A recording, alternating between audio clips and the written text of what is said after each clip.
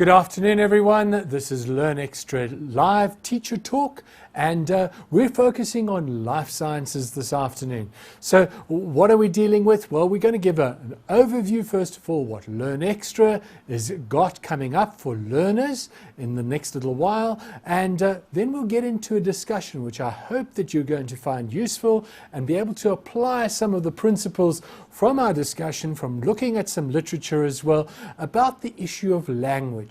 Now, languages are a very hotly contested issue, and I would really like to get your opinions on what is the important things to look at when we are discussing language in the context of teaching life sciences. So let's go to our learner presentations. First of all, take a look at the schedule and see how you can get your learners involved in Learn Extra. So directly after this, we're going to be starting with a grade 10 session.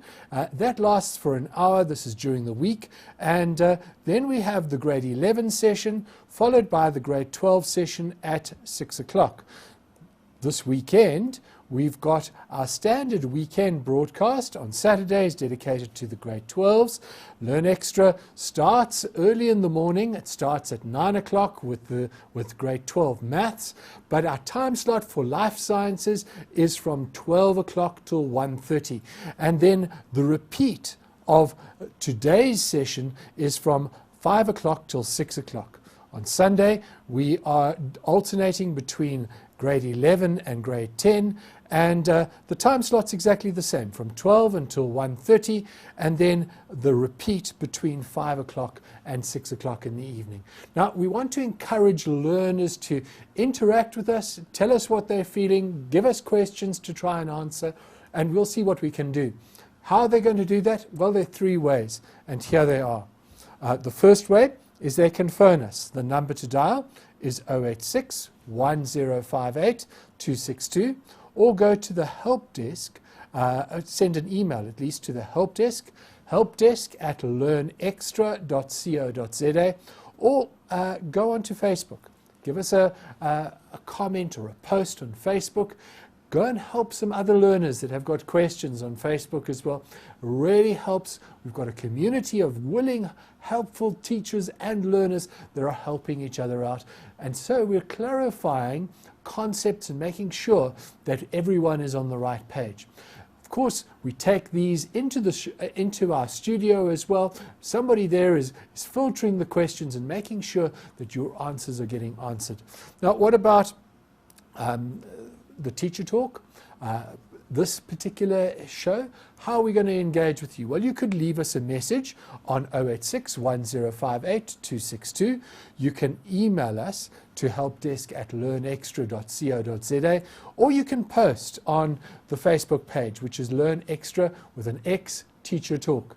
We'd love you to go there. Just have a look at what's on that page at the moment, and there you can see it.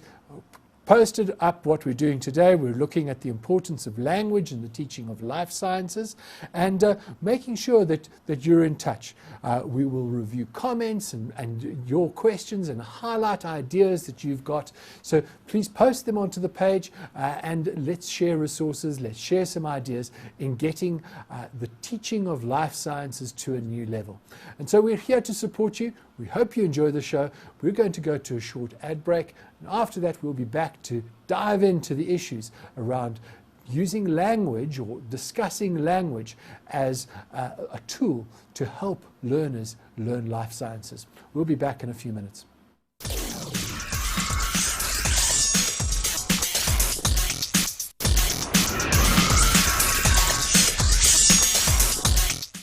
Welcome back, colleagues. This is Learn Extra Teacher Talk, and our focus today is on life sciences. The issue we are dealing with is the issue of language, the teaching the language of life sciences. Well, what do we mean by the teaching of the language of life sciences? Well, I think there are a number of aspects to this language debate, and I'd like to take you through a couple of them. So the first thing that we're going to look at in this session is to look at what we mean by language and what we mean by the language of life sciences. And then in the second half of our discussion today, we're going to be looking at strategies to help learners overcome their difficulties, and to give them some tools to help them deal with life sciences as a subject. So let's begin straight away by saying, what do we mean by language? So the language of life sciences. Particularly, we recognize that language is a fundamental part of the way that we communicate. The world exists with lots of different means of communication. And there are different languages, and we recognize each one of them is valid and culturally important, as well as allows communication between people across a range of different backgrounds, from different places, different examples of professions. They're able to communicate in different languages.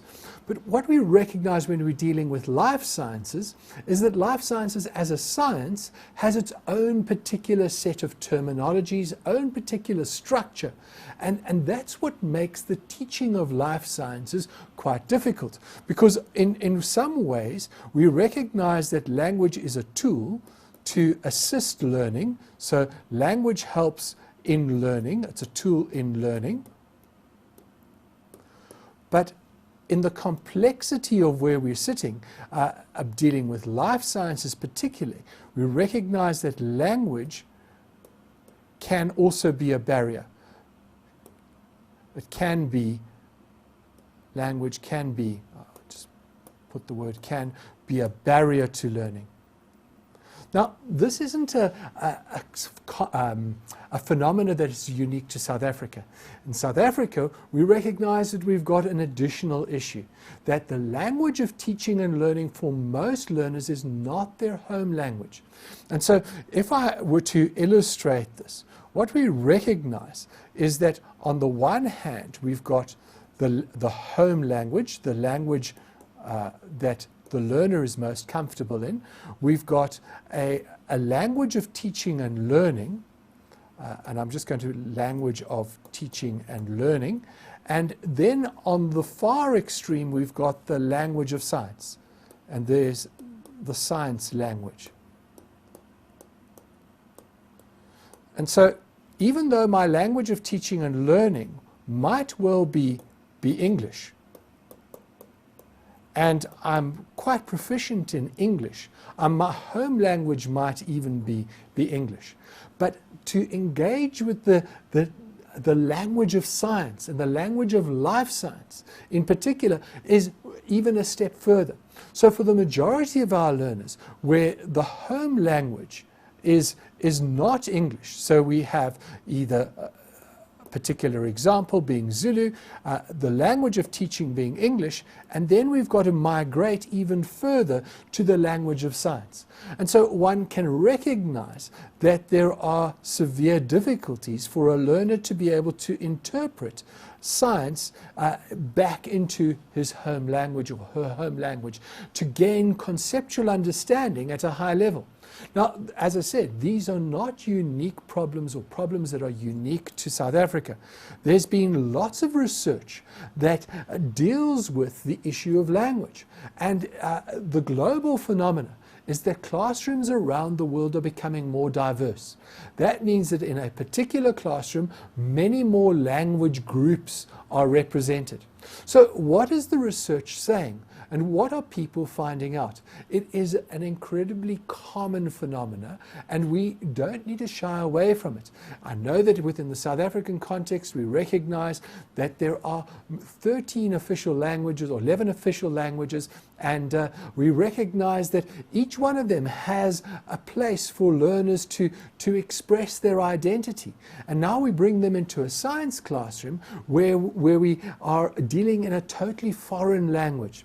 And it reminds me of the precept or the framework that I mentioned previously, or I've mentioned on a previous occasion, where I've said that the teaching of life sciences in most classrooms can be viewed as entering a new world. It's a cultural experience. It's a different, where there are different values, there are different norms, there are different ways of thinking. In the cultural setting that many learners come from, they learn in a particular way. When they come into the life sciences classroom, the way of constructing knowledge and learning about life sciences is totally different. And our role as teachers is to ensure that learners migrate. We act as a tour guide to help them translate and cross the bridge from where they are in their own world. So this is their own world. And here is the world of life sciences. Now, we don't want them to leave their own world behind, but we want to act as a bridge. We want to be able to take from where their experience is real, because life science is about the real world. And it's about taking what's in the real world and putting it within this particular framework to discuss it. But to do that, we're going to need the tools of language. Before I continue with dealing with language, because language is a fundamental part of learning, the question is language the only thing that we need to have to learn, or is there something else that we need? Now, within the realm of social constructivism, we recognize that language plays a very key role. That between the person that's the expert and the one that's the learner, there is an engagement of communication. Language is one of those uses of communication. To get somebody to move in terms of their concept formation, language does assist, but it's not the only thing. We need to make sure that we're helping learners to gain the concepts with using language, empowering them to have a full command of the language of life sciences. Now, that language of life sciences could be in any language, but they need to have the structure in place to deal with the language of life sciences, understanding what life sciences really means, understanding the terminology, understanding the concepts behind it. Now, how are we going to go about that? Well, I believe that it's really important as teachers that we don't just sit back and look at textbooks, that we stay ahead of the learners. The language debate is one that is ongoing, and it's a current debate. It's something that we need to be taking a professional interest in, and that's why we're raising it as an issue. What would it be like for our learners if we were to teach them life sciences in a home language? What are the obstacles? Could this be possible? We recognize at the moment that the grade 12 exam at the end of the whole FET phase is only set in 2 languages. But there is the option within the language policy and the Constitution, as well as in the Schools Act, for a subject to develop in other languages. School bodies could decide that they're going to do it. But is that practical? What would be the obstacles to teaching learners in their home language?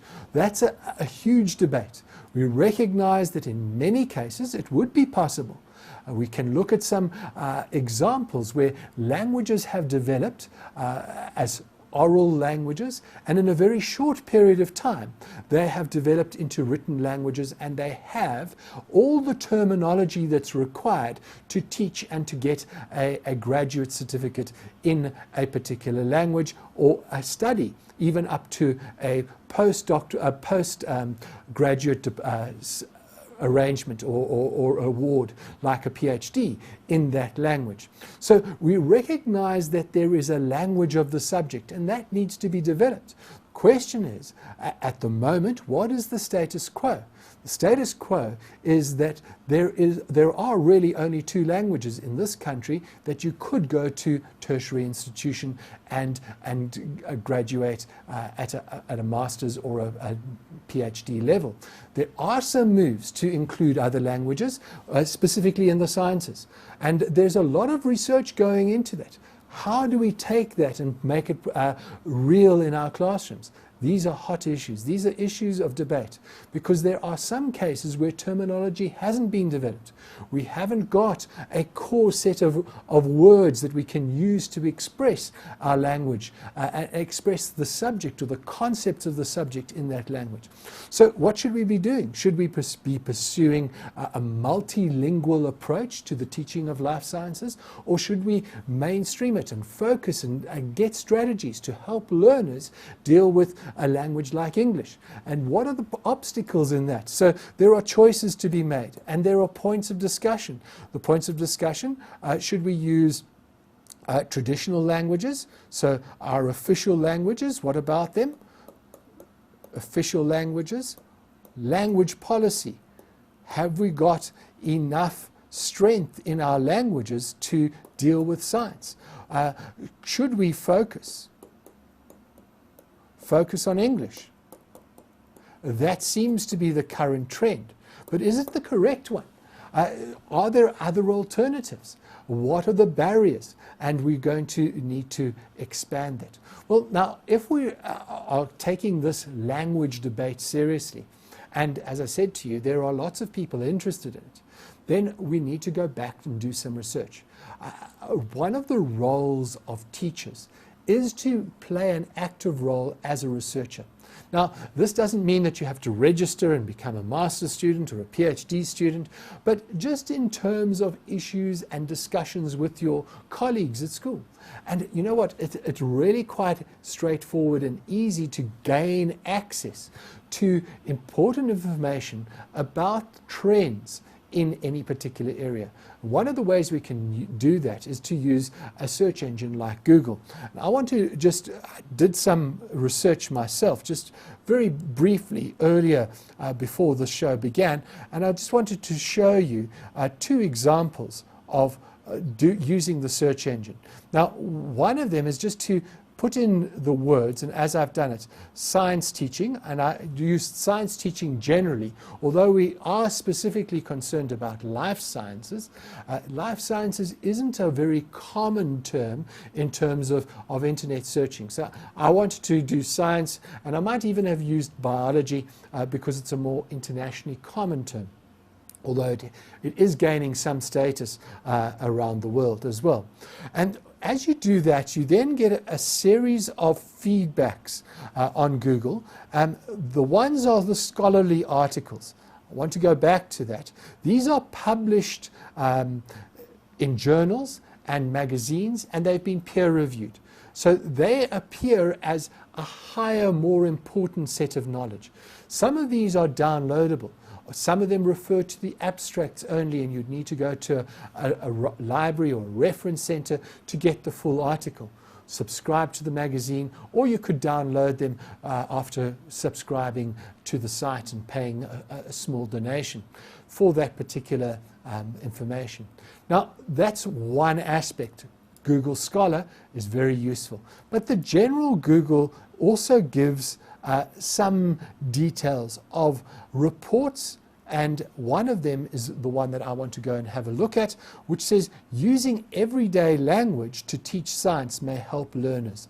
And so I have pre-selected that one, and I have it open, so I'm going to just go to there and just throw in an idea or two from this particular site. It happens to be a news site, and a little magazine that comes up. Seem to have lost it, but I'll find it now. It's loading. It indicates for us, it's a little magazine from Stanford University, and it indicates some interesting ideas, some research done by some postdoctoral students, and I'll leave that link for you to take note of. They're talking about the teaching of photosynthesis, and how even the word photosynthesis and the concepts involved in photosynthesis are multilingual. Photosynthesis coming from Latin, photo being light and synthesis being building up. But then there are other terms like glucose and chloroplasts, and there are a whole lot of other issues that come from different language roots. And what this particular author, Brian Brown, and here he is, he's come to some sort of conclusions out of his initial research dealing with diverse learners from diverse cultures, different language groups in the United States. And he says, is it important to teach the language first, and so follow a trend which has been the trend for a number of years, to put up terminologies and to make sure learners write their own definitions and construct knowledge around what they think? or is it important to teach the concept? Now, this is quite interesting because he gives the example to say that a young child will know what an apple is, will have felt an apple, touched an apple, be able to recognize an apple, might not have the language development to say the word apple. What should our approach be? His is a controversial one. He suggests that we should be engaging learners with the content first, so that they're aware of what's happening, the processes, without putting the labels in place. And only after they've understood the concept that, that the leaf is a factory that is producing food, and it's doing it by taking some components from the soil, it's taking gases from the atmosphere, and it's doing it in the presence of light. And in this process, which we call, having given the learners the understanding of what the leaf is doing, giving that process then a label, saying this we call photosynthesis. Why do we call it photosynthesis? Well, photo means light, synthesis means building up, and we can then discuss the derivation. So it's almost a backward approach to what we might normally have done. And what I'd like to know from you is what are you doing? What are you trying? Are you dealing with the concepts first? It doesn't matter if you're in a multilingual or a single language environment. You have learners from different places, even the better. How are we dealing with the language of life sciences? Because it has particular complexities, and we need to make sure that we're giving our learners the best opportunity to learn, so that language isn't a barrier, but language is a tool, so that they can achieve good results and that they can achieve the outcomes required that are set out in the CAPS document. So here's the debate. What should we be doing? We need to take note of language. We need to take stock of where we're at. And so I want to throw that question out to you. How are we coping with the issue of teaching language and teaching life sciences? The two are inseparable. They need to be together. For more information on this, well, you're going to have to just wait. We're moving on to talk about some suggested strategies of applying some language techniques, and we'll have a look at what the CAPS document has to say as well as what some other research has to say. But we're going to go to a short break. We'll be back straight after this break.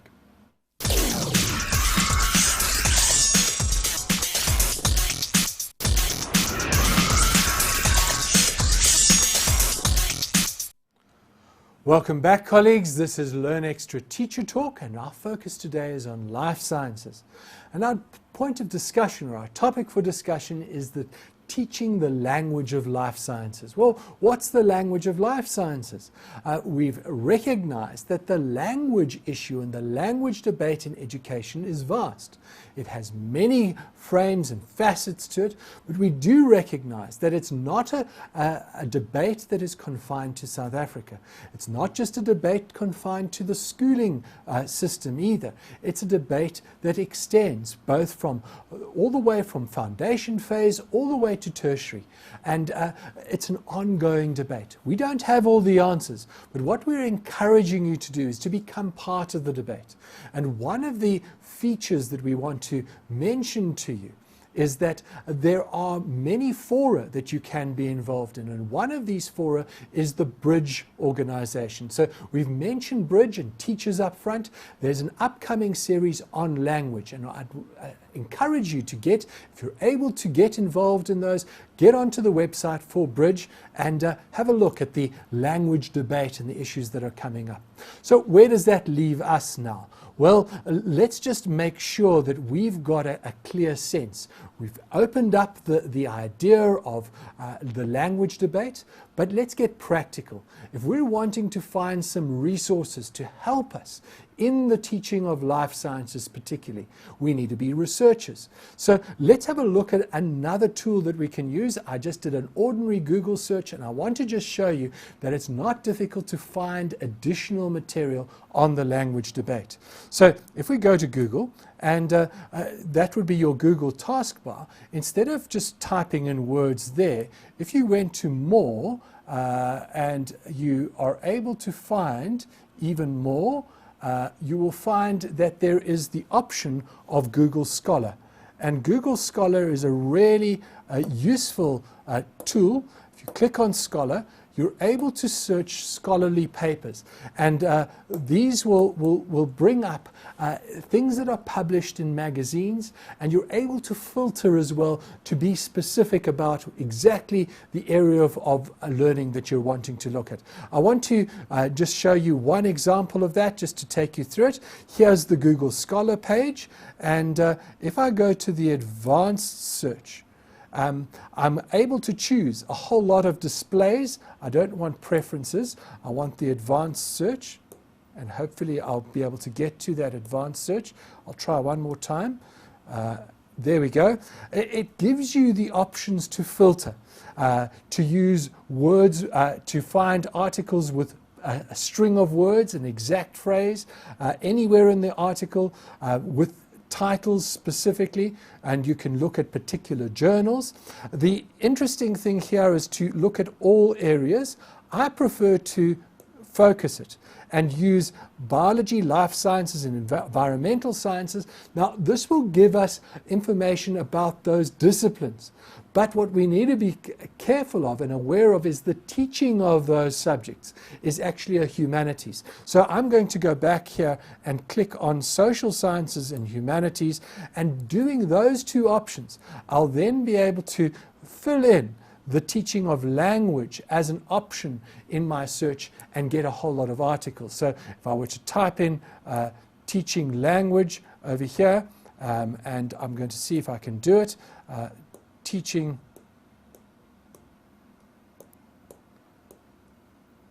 life sciences,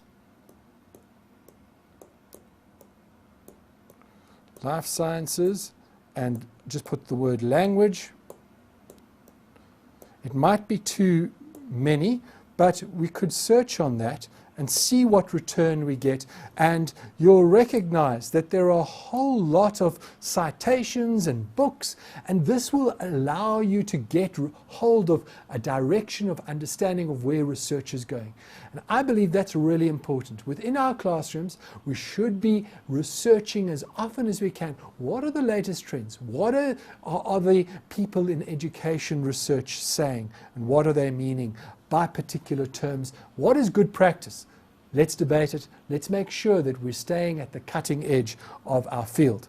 Now, when we talk about the teaching of life sciences, it is a very broad subject, and it's a very broad area. And there was one other thing that I want to just deal with, and that's if we talk about language development, one of the key documents that we need to look at is the CAPS document.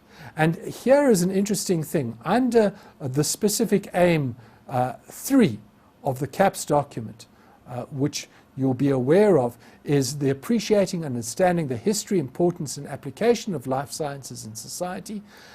It deals with historical relevance, the relationship of indigenous knowledge to life science, the value of life science, career opportunities. Also deals with skills holistically. And then the next point that comes under here, I hope you can see, it deals specifically with the development of language, developing language skills. So we don't have an excuse to say, but I'm a life sciences teacher, I'm not a language teacher. Well, in this context, we have to try and make sure that learners are not disadvantaged, that we construct for them a clear path so that they can cope with the language, bearing in mind that they're going to need to cope with this language in an exam situation. We can't leave it too late. We need to make sure that the building blocks are in place. So we're not expecting at grade 10 level or grade 11 level to teach learners how to read. We'd expect that work to have been done in the foundation phase and improved on in the GET. But there's specific techniques to reading in life sciences that we need to take cognizance of. Specific ways of writing in life sciences we need to take cognizance of. Specific terminology we need to get our learners to engage with and understand. And so let's have a look at some of the possible strategies that we could engage with. Some of these you might have been trying, and some of them might be old-fashioned and out of date, but some of these really do work. And so I want to give them to you as some suggestions for you to possibly try. And the first one is dealing with this word terminology. Now, much of the life sciences terminology that's specific to life sciences comes from either Latin or Greek, and sometimes a mixture of the two. And so these are words that aren't everyday words. They're not used in the general topic. But we can use words in our everyday vocabulary to describe what we're dealing with. But when we come to the specific term, we need our learners to be very aware and comfortable using the correct terminology. And this goes from naming the species or the phylum correctly, to dealing with the specific structure of organisms, making sure that they've got that terminology correct, as well as the processes. And how are we going to do that? Well, one of the important ideas dealing with the languages of Latin and Greek, because those have been put together, many of our modern languages come from Latin and Greek. The European languages, German and French and English, Italian, have their basis in Latin and Greek. Many of the words can be broken up. It's a really interesting idea, but many words can be broken up into smaller bits. So we get prefixes and we get suffixes. And so, as I mentioned earlier, a word like photosynthesis, the word synthesis being a suffix coming second, the word photo being a prefix. If learners can look out for words and break them up into smaller parts, bipedalism. Bi always means two. Pedal, ped, dealing with feet. So we can recognize a podiatrist. PED is the root word coming from the Latin. And so the word comes to us and we can make meaning from it. Now, that's one way of dealing with it. Asking learners what they think, teaching them to break the words up, the more difficult, unique words, the words that have specific life sciences only meaning, getting them to look at those and to get their own meanings. But I believe it's really key. If learners want to do well, they need to, and it doesn't matter what background they come from, they need to have a glossary. They need to have a list of definitions. Even if they're first language English speakers, they need to know what the words mean and the specific definitions. The definitions are really important. It is important to notice as well that the learning of these terms does require effort. And so we need to allow for learners to have the opportunity to give them tasks where we demand of them the ability to recall. We don't expect them to go into the exam and take all their notes with them and to be able to reference that. They need to commit some things to memory. And terminology is really fundamental in terms of that. Now, one of the other things that I think is a skill that has gone out of the window, and in many cases, it's something that we need to try and encourage learners to do, and that's to improve their listening skills. There is so much sound, there is so much entertainment, there are so many messages being given out that learners often miss the crucial information.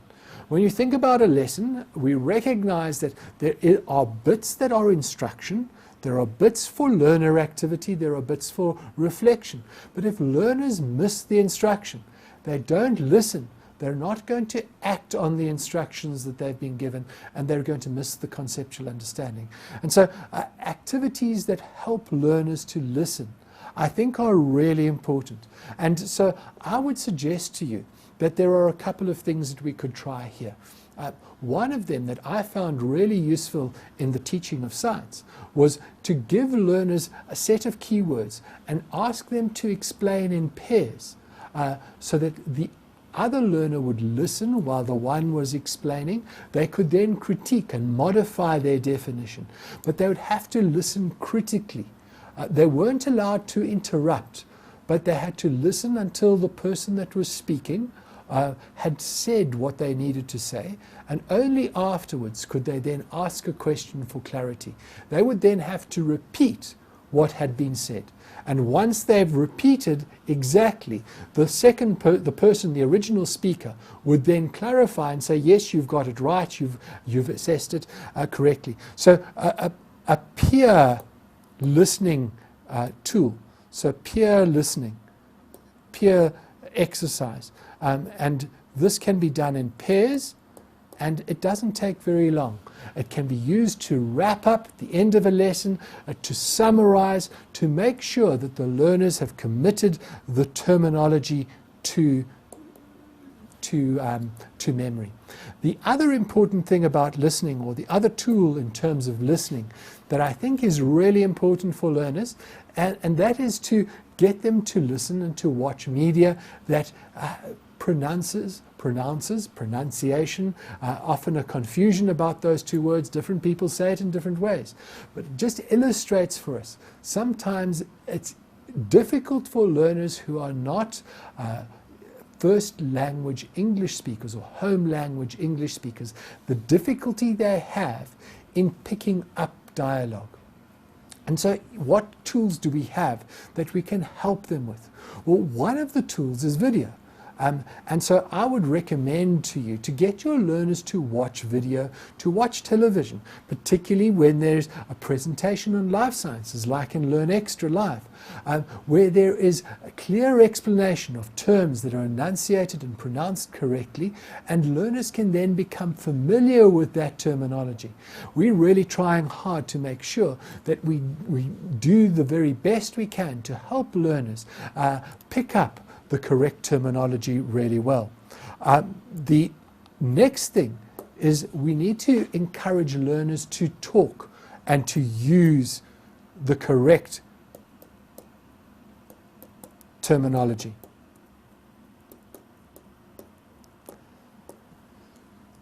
Now, we've already mentioned a peer exercise, but there is no harm in us including activities where we do interviews with learners, where we ask them to read and to report back on what they've read. So this could include a report back, an oral presentation, a report back or a presentation. A report back could be even on an activity that they've discussed within a small group, where there's been activity within a classroom that's been dealing with experimentation and coming up with the ideas about what are the hypotheses and confirming those, getting learners to report back in groups about what their findings are, what their criticisms are, to get them to think critically, to evaluate an argument. To do that orally is often easier for learners than to do it in a written format. I believe it's important for that sort of discussion to take place in class. We can't begin to prepare learners for essay type questions in grade 12 if in our classroom practice we haven't encouraged a rich discussion, an engaging discussion about the concepts of life sciences. And so, therefore, it's important to get learners to respond to questions, to get them the opportunity to ask questions as well. And so, talking and discussing in small groups, in big groups, is a really critical part of the process. Now, reading is one aspect that is highlighted in the CAPS document. And the suggestion here is the reading of science texts. Science texts are not the same as your average newspaper. And we know that many learners have a fear of reading. They don't like using the newspaper necessarily. And so we want to encourage them to read, but to read with understanding and to read things that are appropriate for science.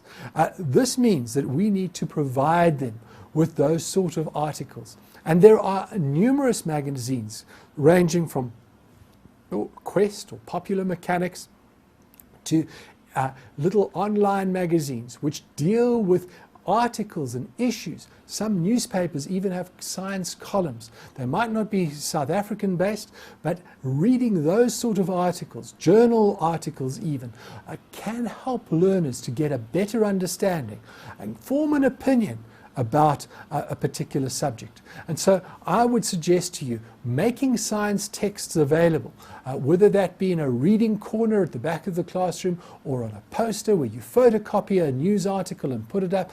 Require learners to read some sort of article. Get them to go to magazines as well. Get them to go onto the internet to find relevant articles that will assist them to become familiar with the terminology.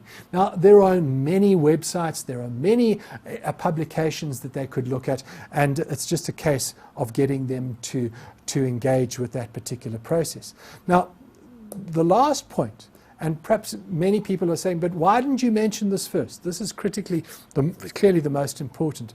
And again, going to the CAPS document, the essence is that we want to see progression. And so it's not good enough for us just to ask learners to write an essay. They're going to flounder. We need to structure and scaffold that process for them. So I would suggest that linking a science text to a comprehension type question where it interrogates their understanding of what they've read would be a useful one. Many exam questions are set on that basis. There is often an introductory paragraph where new knowledge or unfamiliar knowledge is given to learners. They're asked then a set of questions that within that context allow them to start to unpack what they already do know. So comprehension is critical, getting them to read and then asking questions, writing in full sentences. And it's one of those things that I think is really important, that they need to write full sentences. I know that in some exam questions are giving one-word answers where the instruction is to give one word to identify a term is acceptable, but really writing a full sentence and making sure that it's not too long, but that it's concise and it says what you wanted to say. That's really important. We don't want to get learners in the habit of waffling. They need to write simply short, sharp, clear explanations of what they need to do. And so it starts with a simple answer to questions, writing in full sentences. The second thing is to get them to do paragraph exercises. So to write paragraphs. Now, language teachers tell us that the complexity of writing a clearly structured paragraph is a very high order thinking. Putting together a couple of sentences to explain exactly what we mean in a very clear way is very demanding and requires careful thought. We need to help learners to structure those paragraphs. And so the important thing there is to get them in the habit of putting down the key points. And I believe that's really important. We plan our paragraphs. We put point 1, point 2, point 3, and show how those points link together. We're not going to just write the key words. We're going to write paragraphs as sentences. And after we've done a couple of paragraphs and exercises involving paragraphs, we'll be able to get learners to debate and answer exam essay type questions, making sure they've answered the question. So there again, it's a case of reading what the question says, making sure they've answered it.